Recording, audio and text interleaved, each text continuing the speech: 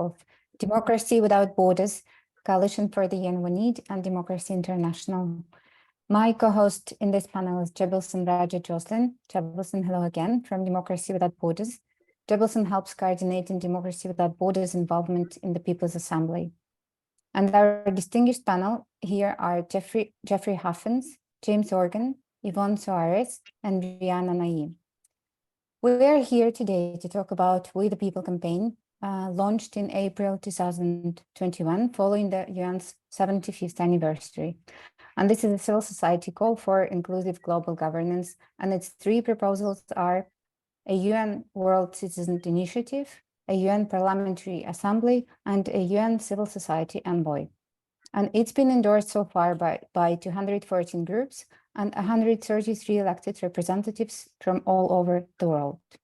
Our campaign is co-convened by Democracy Without Borders together with Civicus and Democracy International. It's also important to mention that the previous People's Assemblies endorsed the three We the People proposals in their final declarations, and the UN's Secretary General promised to promote a new model of global governance based on full, inclusive, and equal participation in global institutions. And my name is Ina Berezkina, and my story with Democracy Without Borders started during that very celebration of the 75th UN anniversary. And when I heard Andreas Bumil and colleagues from Democracy Without Borders speaking, I realized that we in our School of Civic Education have been aiming at the same goal for all the 30 years of the school's existence. And right after the campaign was launched, we had the privilege to join it, and we've been promoting it since, because we are utterly convinced that it's high time societies realized that thinking in terms of nation states in our trying times, when the world is torn between wars, climate change risks, poverty, and inequality, does not help the development of humanity as a single community. And only as a single community we could counter all the threats. And our social contract can no longer be linked to the national or local level only. And international collaboration and global governance need to improve significantly and become more accountable to those affected most, the world's citizens. So the aim of our campaign is to bring voices of the people to the forefront at a time when decision makers engage in high-level debate without people's involvement. And we have to start behaving as if we were at that table already, because there is no time to waste. And now my great pleasure is to give the floor to our first speaker, Jeffrey Hawkins, Senior Advisor to the Coalition for the UN We Need. Jeffrey is a close observer of the UN processes, and the coalition supports We the People campaign. And we'll be talking about the UN Summit for the Future as an opportunity for We the People campaign. Jeffrey, the floor is yours. Well, thank you so much, Ina. I really appreciate it. I've been given the task of providing or offering a context for our advocacy work going forward at the UN. The Coalition for the UN We Need is an independent civil society platform designed to amplify and promote civil society proposals for UN reform as vital inputs into our common agenda thematic tracks now being negotiated for the Summit of the Future, or the SOTF, in 2024. And as you indicate, Ina, C4UN has been a proud partner of the We the People's campaign from the beginning. Indeed, the three We the People's proposals were endorsed in our UN 75 People's Declaration and Call to Action as input into the UN 75 Declaration adopted by member states in September 2020, even before the campaign was launched in April 2021, ahead of the OCA report, which was released by the Secretary General in September of last year. The UNPA and UNWCI were among the most frequently mentioned proposals in the field of UN reform in the UN 75 public declarations in 2020, as per their own report, and WT proposals were put forward to the High-Level Advisory Board on Effective Multilateralism for its report to be released next year. And in early spring of this year, the General Assembly had 5 thematic consultations on the 90+ recommendations of the OCA, followed by 3 sets of intergovernmental negotiations beginning this summer that included the adoption of General Assembly resolutions that established a UN Youth Office, approved an elements paper for a declaration on future generations, and established modalities that decided that the SOTF would take place in September 2024 instead of 2023, preceded by a preparatory ministerial meeting taking place in September next year, just before the SDG summit. So we invite everyone to join us at our session tomorrow at 1300 UTC or 9 a.m. New York time to interrogate the interlinkages between the SDG summit in 2023 and the Summit of the Future in 2024 as we prepare for a Global Futures Forum we hope to organize at the UN next spring. Now, it will come as no surprise that one of the most contentious issues debated at the GA throughout the OCA process has been that of civil society participation at the UN more broadly, and the Summit of the Future in particular, led by a chorus of authoritarian regimes stressing in increasingly strident tones the exclusively, quote, intergovernmental character of the UN, who have been perfectly comfortable using the pretext of the COVID restrictions against NGO access at the UN to insist that NGOs be barred from observing the remote OCA negotiations that took place this summer. Indeed, the problems of civil society participation in the Summit of the Future resolution process and the shrinking civil society space at the UN, which we see even now with a complete suspension of NGO passes during UNGA week and beyond, confirms the need to implement immediately the WTP proposals.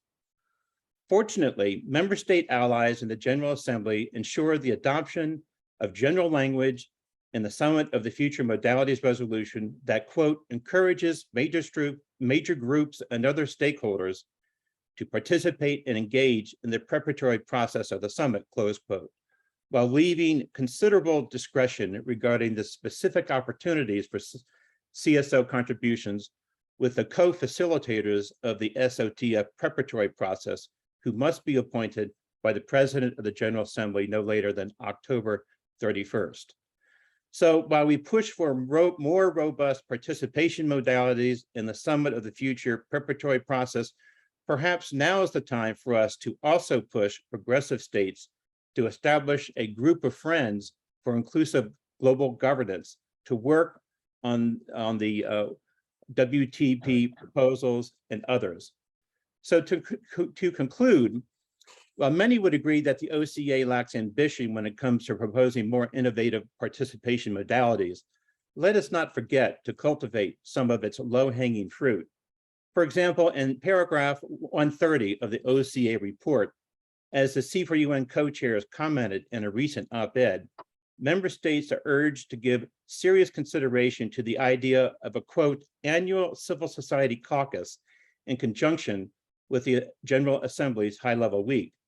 Well, fortunately, such a convening already exists. It's known as the Global People's Assembly. So let's continue to develop the People's Assembly as a model for such a civil society caucus. And in the same paragraph, the report calls for an updated resolution defining how organs like the ECOSOC, the General Assembly, and the Security Council relates to civil society and other stakeholders. While the political environment may not be propitious, I think we would all agree that ECOSOC Resolution 1996/31 is in serious need of an update after 26 years. Because in the long run, until we have a new resolution that provides enabling resolution for the we the people's proposals we demand, civil society will continue to be left at the mercy of recalcitrant member states who will obstruct more meaningful participation of civil society at the UN at every turn. Thank you so much. Back to you, Ina. Thank you, Jeffrey. I couldn't agree more. Indeed, we need new visions and new energy, and we will follow closely the decision on October 31st. And as you said, now that civil society participation is limited both on physical and institutional levels, we only have to take even more adamant stand and raise our voice. Thank you so much. And now we move to UN World Citizens Initiative and James Organ, lecturer at the University of Liverpool School of Law. James also is an expert on the European Citizens Initiative and co-author of the only study to date about UN Citizens Initiative. James, over to you. Thank you. Thank you very much, Ina. It's great to be here. As Ina said, I've prepared just a few words on the World Citizens Initiative based on our report. In January 2020, the Secretary General, Antonio Guterres, launched the UN 75 initiative saying, "I want to provide as many people as possible the chance to have a conversation with the United Nations, to spark ideas for building the future we want and the United Nations we need." This does, to some extent, recognise the value of citizen participation at the international level, but a mere conversation is not enough. Participation should have a clear path to impact on policy and decision-making. And the World Citizens Initiative is a bottom-up form of citizen participation that can spark ideas and provide this path to impact. So we're in the report, we're proposing an agenda-setting WCI that is addressed to the UN General Assembly. Its design and implementation learns from the experience of the EU's European Citizens Initiative, the first initiative of its kind. The European Citizens Initiative has mobilised millions of people, it's generated transnational debate about policy, and it has influenced decision-making. The WCI has the potential to do the same for the UN and to strengthen the voice of individuals and communities rather than member states in response to global issues such as climate change and many others. So a couple of words on how the WCI would work. Broadly speaking, there's 3 stages to an initiative: registration, collection of support, and then thirdly, submission and response. The first stage is to form a WCI, an organising committee, and to get the policy proposal registered. That committee works as the link between the campaigners and the UN and is essential for communication and making sure that things are done properly throughout the process. Any WCI proposal needs to be within the powers of the General Assembly and within the principles of the UN as set out in Article 1 of the Charter. The proposals could suggest a change to the UN Charter itself. Registration should be a formality, but it's an important step to establish the formal status of the WCI proposal before campaigners seek support. And that's for that stage as well, and for the rest of the process. A UN organ will also need to be set up to assess and register proposals and have administrative oversight of the WCI process.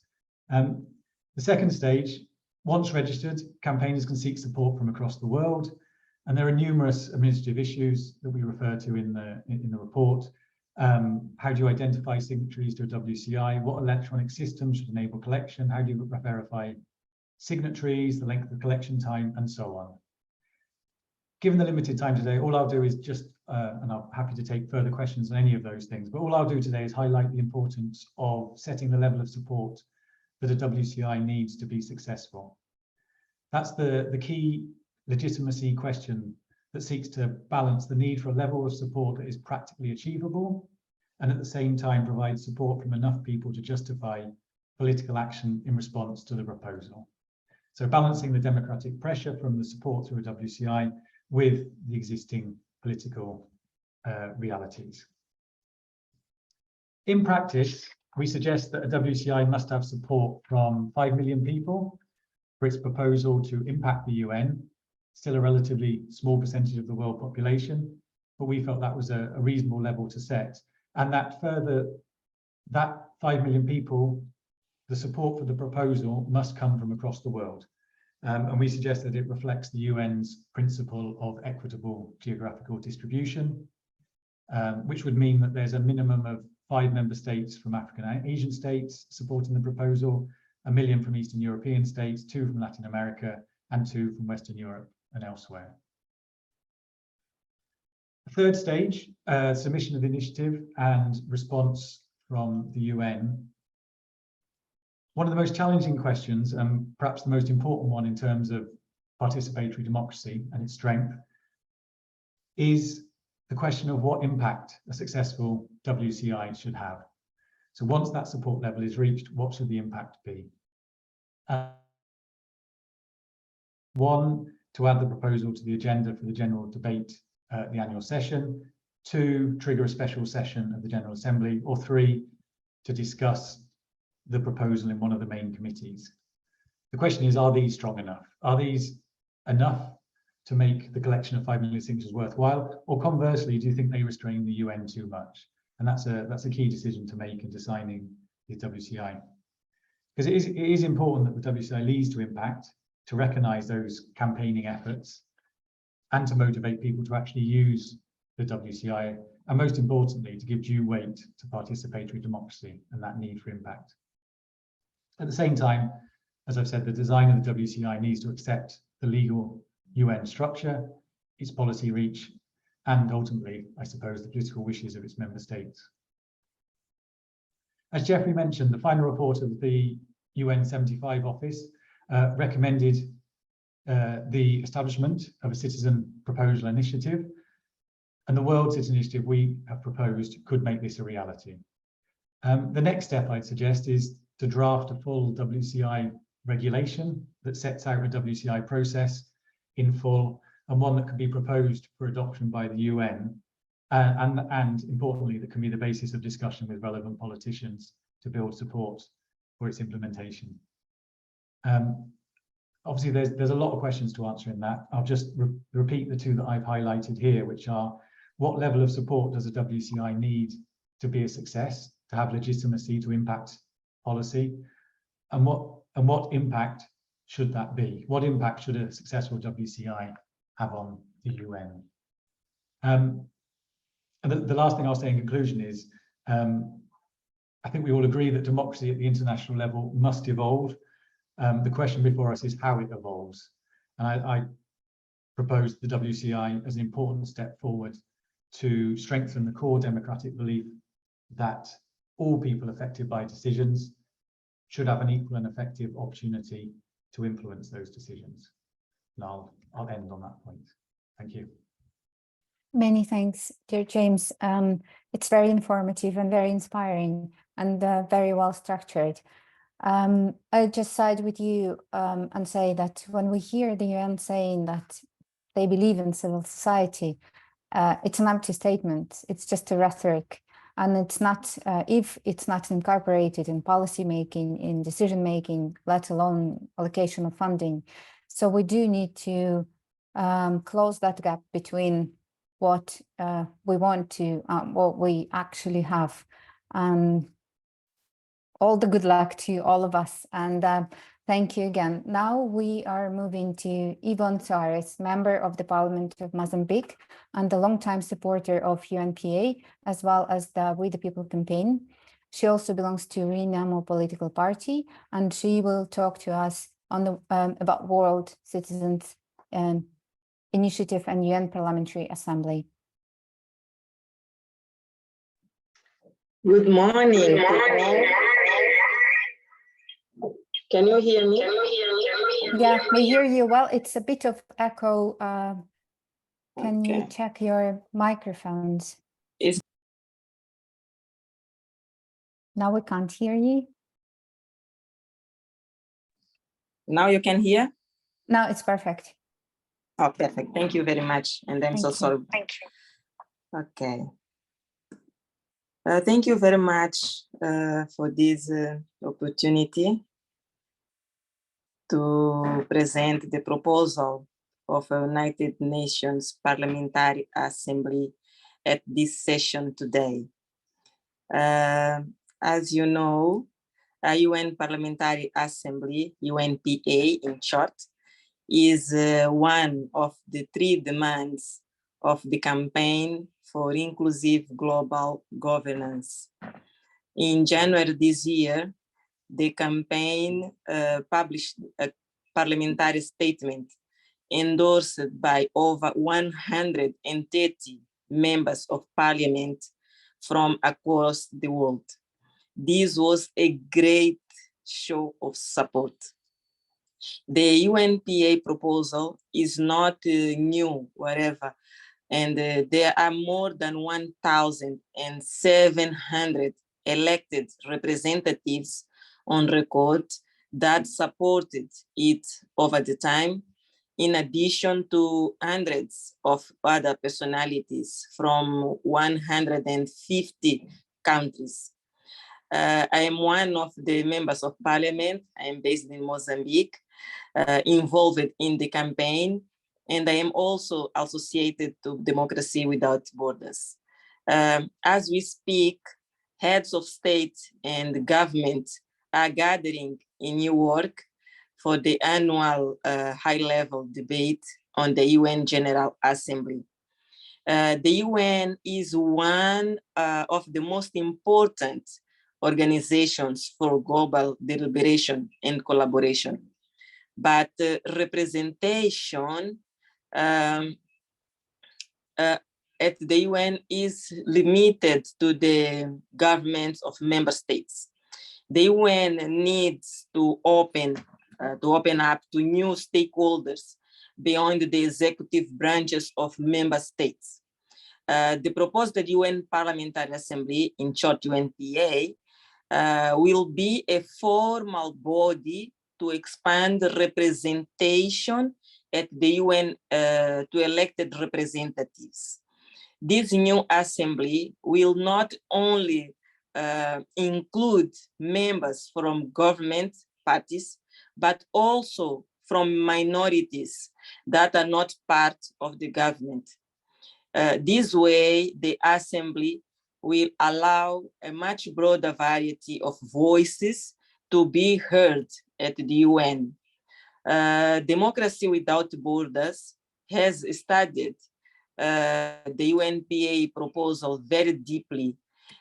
We suggest that in an initial phase, UN member states can decide whether the UNPA members are elected by national parliaments or by direct popular vote.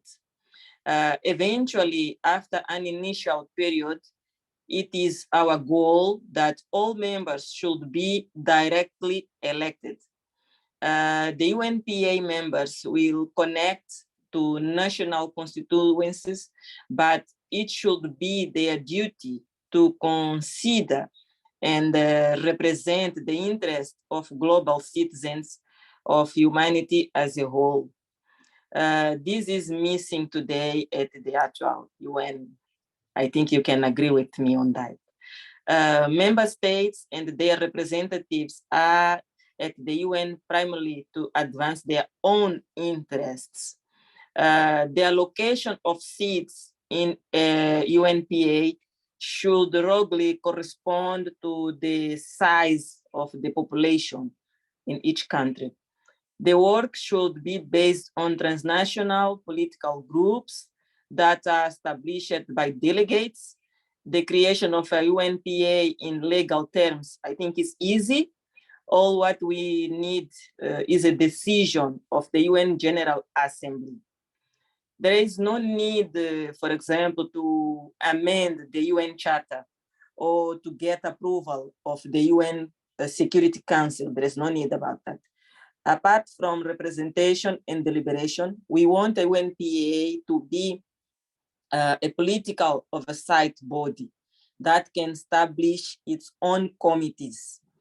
For instance, a UNPA can establish a committee that is dealing with climate policy, for example, with sustainable development goals, or with strengthening women's rights. We are sure that the dynamics in this new assembly and the potential that it offers will be very different from today's UN bodies, where career diplomats sit who take instructions from their capitals. I am coming to a close and want to suggest some actions moving forward, like a civil society organization involved in this campaign should approach parliamentarians in their countries and make them aware of this UNPA proposal. They should ask them to endorse the campaign and that they should pursue this matter in their parties and parliaments. The more parliamentarians we can get on board, the more likely we will be to succeed. Thank you. Thank you so much, Yvonne. And really, thank you for enlightening us on this. And every one of us who was trying to talk to our parliamentarians friends in different countries, we all know how not easy every signature would appear on the list. So we all were following closely how that list grew, and we did follow it with a great joy, because literally every signature is one step closer to the goal. And great we get to talk about the minorities, and let alone we all remember that how UN Charter starts. It starts with the peoples and not with the governments, and we should never forget that. And also another great news is that we do not depend here on the decision of the Security Council. So now we'll wait for the decision of the UN General Assembly. And with that, thank you again so much. And with that, we move on to Brianna Nai, UN Association UK Campaigns and Communications Officer. She's also working on the Together First campaign. And Rihanna will speak about UN Civil Society Envoy. Thank you so much, Rihanna. The floor is yours. Thank you, and good morning. It's a pleasure to represent UNA UK and the Together First campaign today and present the proposal for a civil society envoy at the UN. Together First is a global civil society coalition set up in 2018 to campaign for fair, open, and inclusive decision-making to solve global challenges. We believe that it is in the interest of humanity to improve collaboration between the UN member states and civil society. As has already been discussed today, civil society is an invaluable partner in helping the UN to reach its full potential in service provision, as human rights defenders, as a watchdog function, in research and analysis, campaigning, and increasingly data collection. It acts as a crucial bridge between the UN and we the peoples, helping to ensure accountability, legitimacy, and a buy-in from a wider public. But despite this, civil society is at the bottom of the pile when it comes to access. In the lockdowns, they were the first to be excluded and the last to be let back in. This week, as UN member states come together, they are shut out again, barred from participating in the centerpiece of the diplomatic calendar, with the exception of those individually invited to participate in summits and high-level events. In general, civil society groups face repeated challenges in securing space at the global decision-making table. The access that is on offer is often monopolized by larger and better resourced organizations, particularly those with a presence in New York and Geneva. Smaller or under-resourced organizations, NGOs working in areas where digital access is an issue, Indigenous peoples, farmers, and parliamentarians remain underrepresented. Grassroots organizations whose politics cause member states to deny them accreditation are locked out of the conversation. We've seen this problem become exacerbated during the pandemic. The UN 75 Declaration acknowledged the need to make the UN more inclusive. And in the Our Common Agenda report back to member states, the UN Secretary General said he has heard the calls for a civil society champion. And he made including civil society focal points in all UN entities a key proposal to boost partnerships. We welcome this development, but without a coordination mechanism to bring the network of focal points together, to learn from each other, to find common cause, and to advocate for progress, the benefits of this reform will remain unconverted, no more than the sum of its parts. We urge the Secretary General to convert this proposal by appointing a system-wide civil society envoy. In 2020, Together First launched a dedicated report, which has been shared today, presenting the case for a civil society champion. Benefits include increasing the organization's limited capacity to engage with civil society.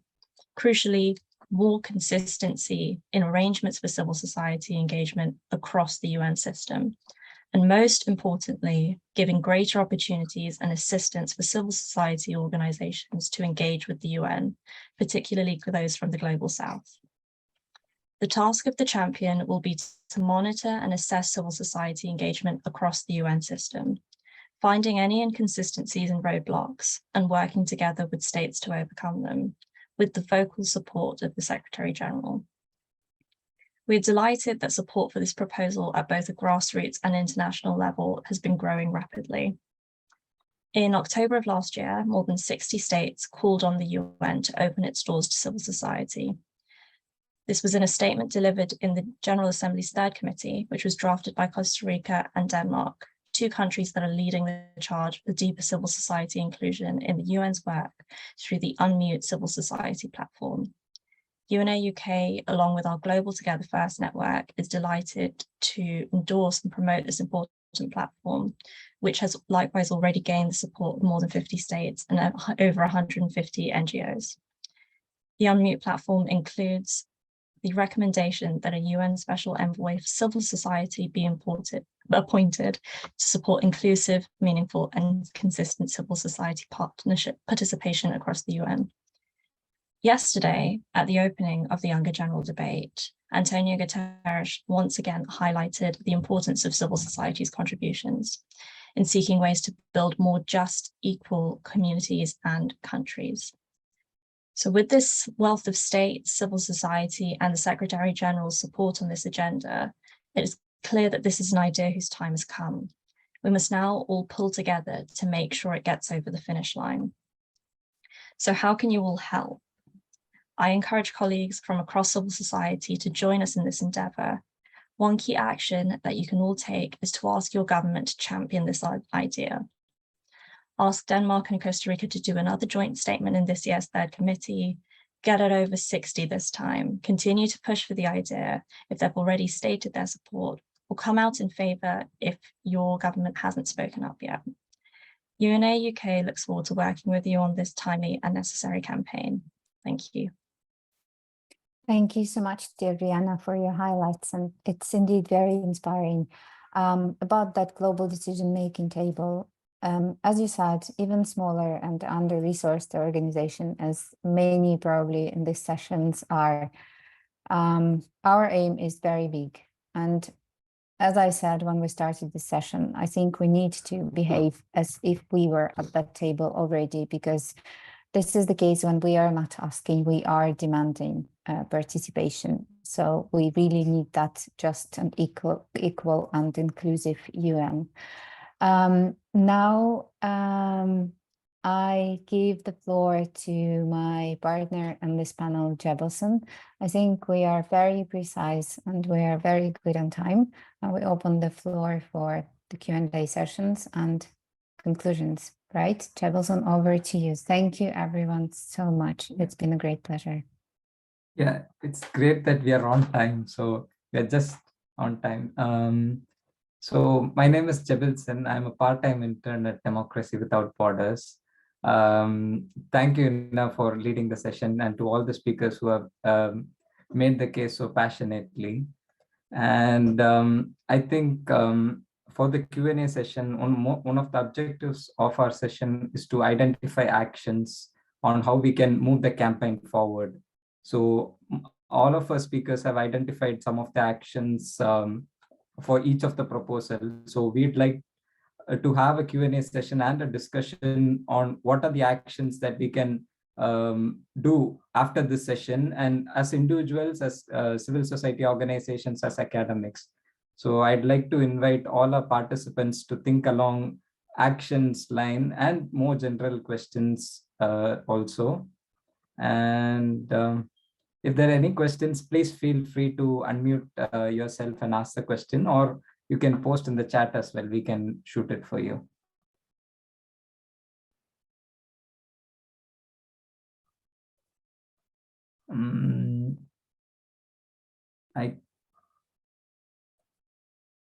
Yeah, we have a question from Jeffrey. Go, Jeffrey. Well, thank you so much. Perhaps it's not so much a question as it is just a comment to get the conversation going. You know, specifically regarding the Civil Society Envoy, a couple of weeks ago, a few of us met with Maher Nasser, the Director of Outreach for the UN Department of Global Communications. And he had mentioned to us that just the day before, some, I don't know, 80 or 90 UN departments and agencies and offices gathered together remotely to discuss the need to appoint civil society focal points as is recommended by the OCA report. And he remarked that, in point of fact, this is not a new idea. There have been civil society focal points appointed in the past, in the 1990s, for example. But unfortunately, as we know, when budget cuts occur, civil society focal points and civil society units and whatnot are often the first to go. So they need to develop these civil society focal points again. And yet, that begged the question, well, who's going to coordinate and organize these civil society focal points? And Maher Nasser readily acknowledged, well, yes, we need a civil society envoy, someone at the top who can help coordinate, organize, and develop, a coherence in the UN system. So perhaps it's time for us to have another discussion with member states as well as senior UN officials who are amenable to this idea. Yeah, thank you for that, Jeffrey. Rihanna, do you want to come in? I saw you on mute. Yes, thank you, Jefferson, and thank you, Jeffrey, for those really useful comments. I think, of course, this has been an idea that people have been aware of for a very long time. It's been discussed at the UN for a very long time. And the fact that it was acknowledged during the OCA report, during the Secretary General's report back to member states, while the suggestion was focal points as in plural, he also acknowledged the idea of an individual champion. I think when it comes to funding, without member state agreement, of course, the post would have to be funded from voluntary contributions. And we kind of estimate that would cost around 2 million a year, though that might vary.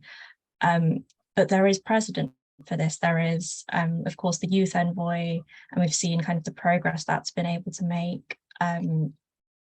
And I think it's really encouraging to hear that there is this awareness. And I think just continuing to push on this will make a huge difference. Yes, continuing to push on this, I share the same feeling that civil society, I like the point that you made that civil society was the first to be excluded during COVID and the last to be let in. So we need someone who's advocating for the civil society at the highest level. Yeah, so that is something we should be pushing forward.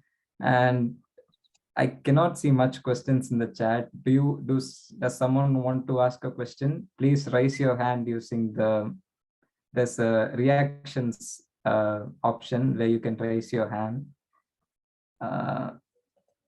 Yeah, there's some comment. Yeah, okay. Andreas, go on.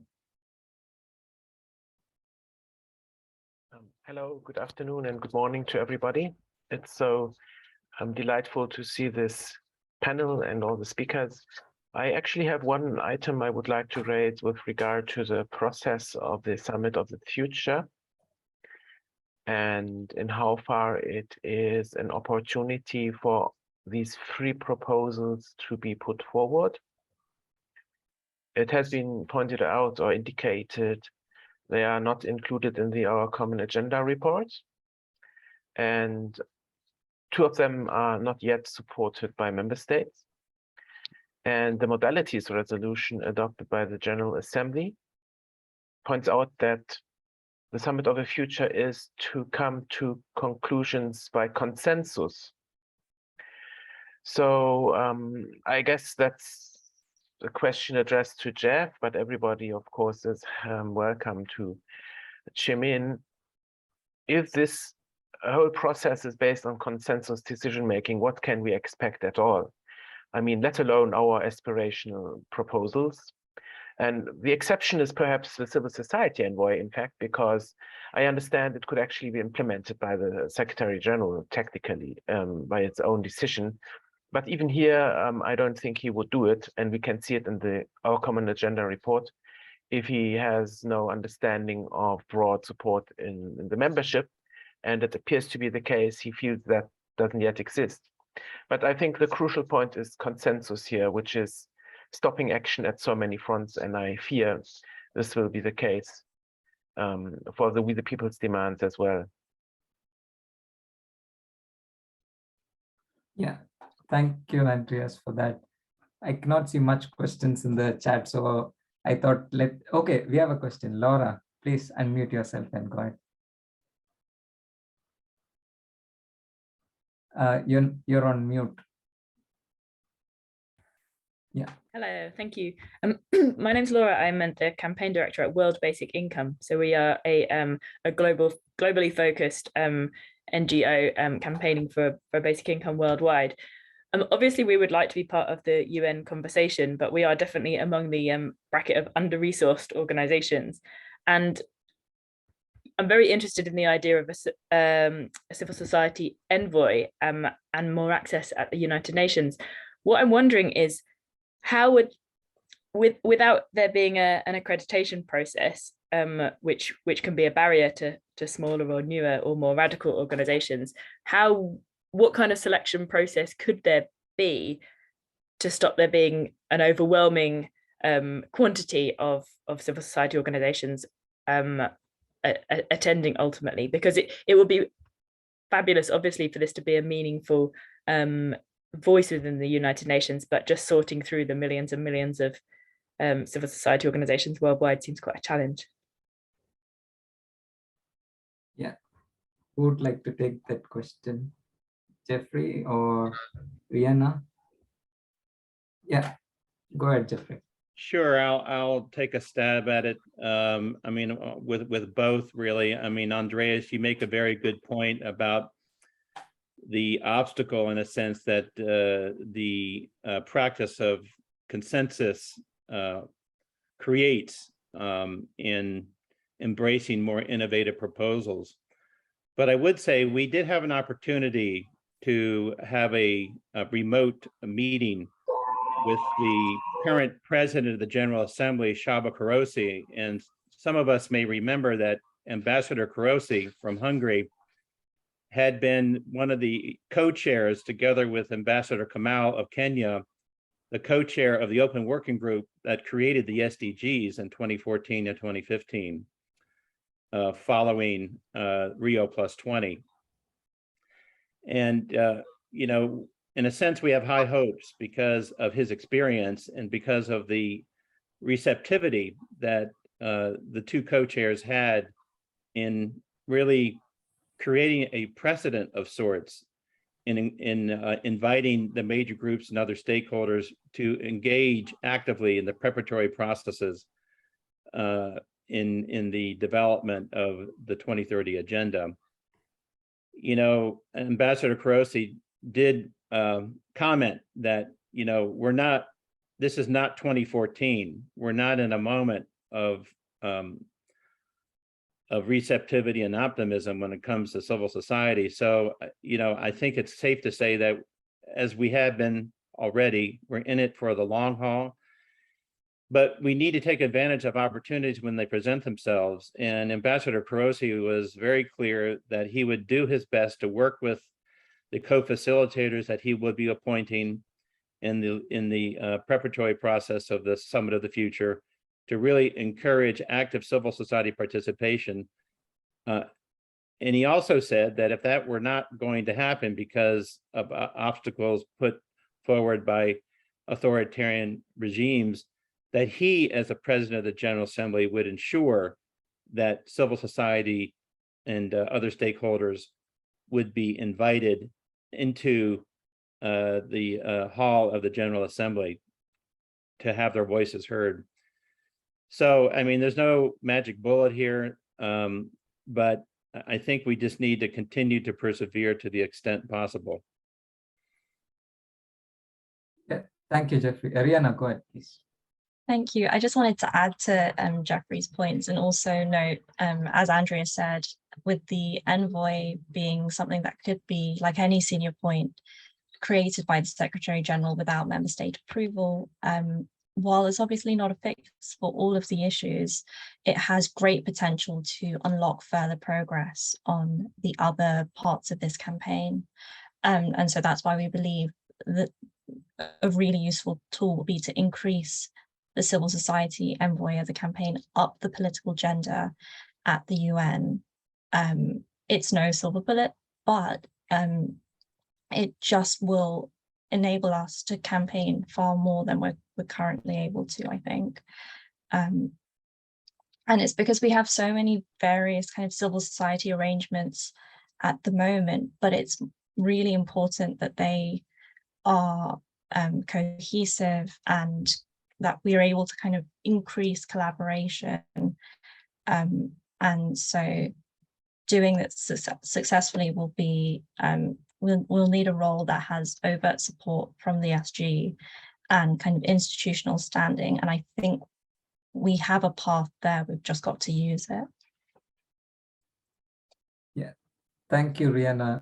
So the civil society envoy is some idea which is prominent and seems to have a lot of traction amongst the President of the General Assembly, as Jeffrey mentioned, and we should avail that opportunity. And as you say, that we should up the political space for the civil society envoy so that it's on the agenda of all the member states. If I may, John has his hands raised up. If I may, I'd like to invite us all to also focus on the 3 proposals. So civil society envoy is one of the proposals. We have the UNPA proposal and the World Citizens Initiative. So, so if John, you can ask your question. So I'd like all the participants to think along other 2 proposals as well. Thank you. John, go ahead.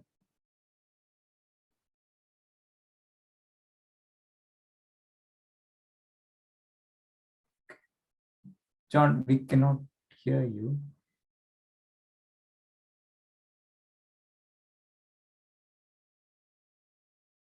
John, we cannot hear you for the moment. Sorry, Yeah. Can you hear me now? Yeah. My apologies. I was just saying that whilst the environment may not be propitious for our work at the moment, the catalysts for change are moving in our favour. So who knows which way the Russia situation is going to go after today's developments? That may go nuclear, it may not. Maybe it'll fritter away, but the environmental issue is undoubtedly going in one direction.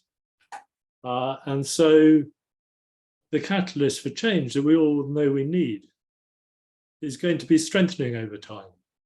So I wouldn't get too worried about the fact that right now civil society is not very popular at the UN, because the UN is increasingly going to be unpopular with the whole global population.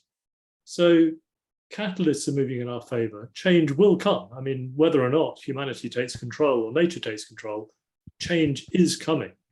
And so all the preparatory work we're doing to have decent plans in place to do a better job of running the world will be plans that people will be looked at in due course. So it's just a note of somewhat sort of backhanded optimism that the environment will move in our favor in the coming years.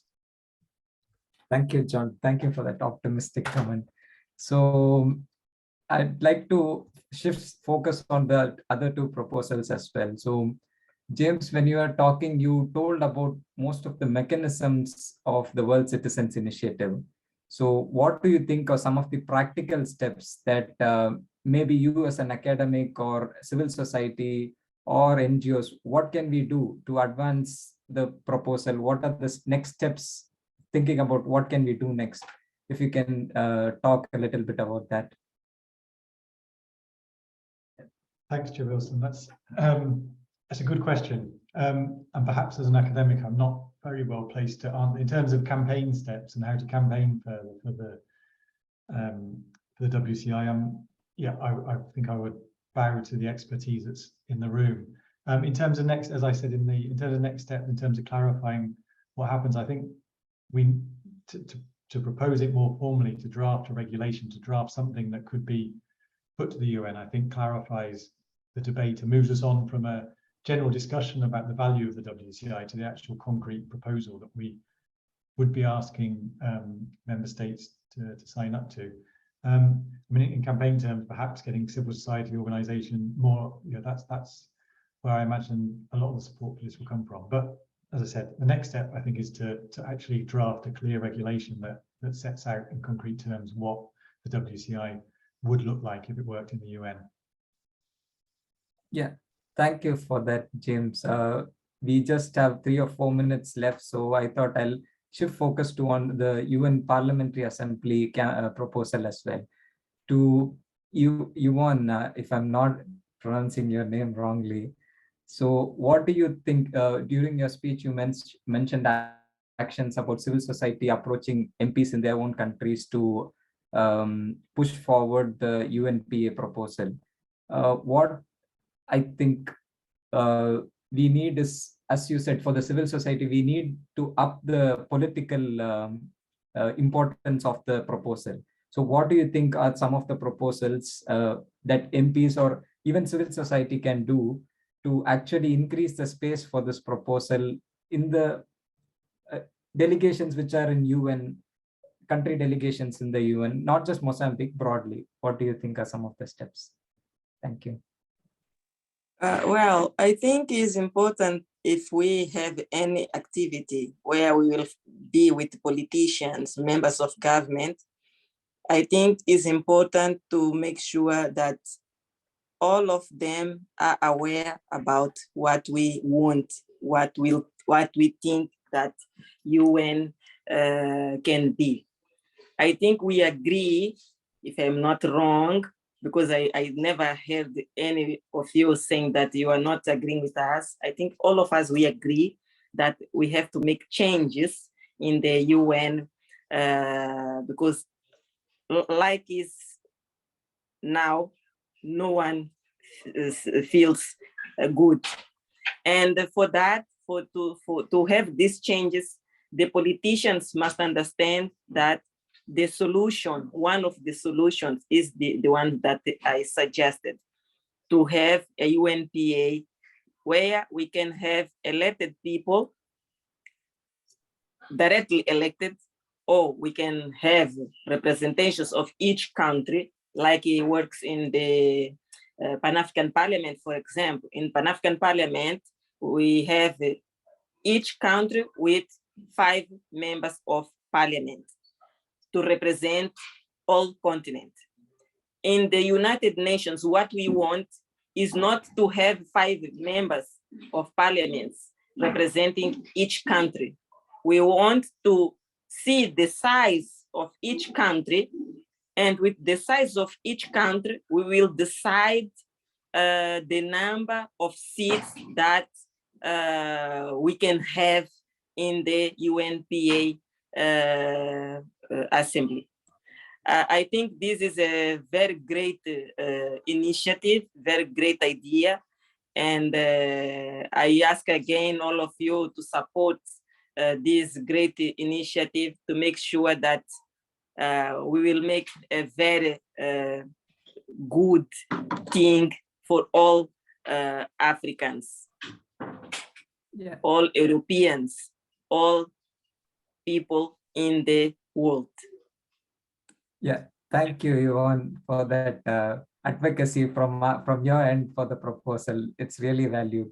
So John has his hand raised up. I think if we can give an optimistic note at the end, or do you have a question? Very, very quick comment. In terms of implementing UNPA, I mean, with the exception of those enlightened of us on this call here, most people around the world don't care about institutions, and certainly not political institutions. People care about solving problems. I am currently most concerned about the environment. And to solve that global problem, we evidently need to have some mechanism for enforcement over nations. And if you're going to have an enforcement mechanism that's legitimate, it has to be held accountable to the people.